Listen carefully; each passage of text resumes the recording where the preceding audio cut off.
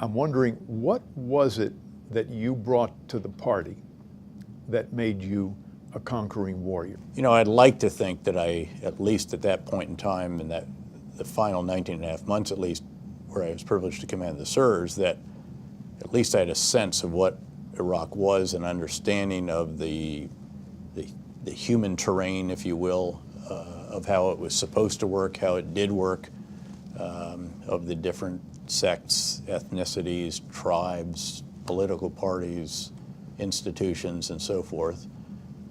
We'd spent a lot of time trying to get the big ideas right. We sort of thought that we had the right big ideas. And then what it took was, you know, with a great, great team, and everybody embraced the idea. I mean, again, they weren't just apparent to me. I mean, I had people write to me, email, because you're accessible to anyone on email, including all your troops. And they'd write and say, thanks for letting us do what they taught us in the counterinsurgency center, but we'd not been able to operationalize before because we were withdrawing to consolidate on big bases and, quote, get out of the faces of the Iraqi people, as if we were part of the problem instead of part of the solution. And then there was a degree of determination. There's a little bit of the stubborn Dutchman in me, you know, taking after my old Dutch sea captain father. And he, you know, he was fairly relentless. There is a recognition that it's about results, boy, as he used to say.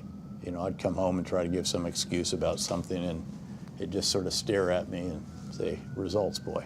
And you really appreciated it, I'm sure. Yeah, right. You know, there are those kinds of qualities. There is a degree of even physical resilience. I mean, this stuff is draining. It's a grinding experience. Do we underestimate the physical toll of these kinds of pressures? Well, it's very, very tough. And we occasionally do those we've asked to go back repeatedly for tour after tour, especially, frankly, again, those that are out every day under body armor and Kevlar helmet with heavy loads and 120 degrees in the midday sun, and then a 25 to 35 knot wind blowing sand in your face. I mean, this is hard, just environmentally hard. And then you throw in an enemy who is very adaptable, has great expertise in explosives and small unit tactics and so forth, and downright barbaric in some cases, and in some instances willing to give his own life to take you with him. That's a very, very tough adversary. The enemy is impressive. Certainly there are some very, very talented, diabolically, barbarically, extremist enemies that we have who are very, very tough, and we do recognize it. I can tell you, anybody that's fought them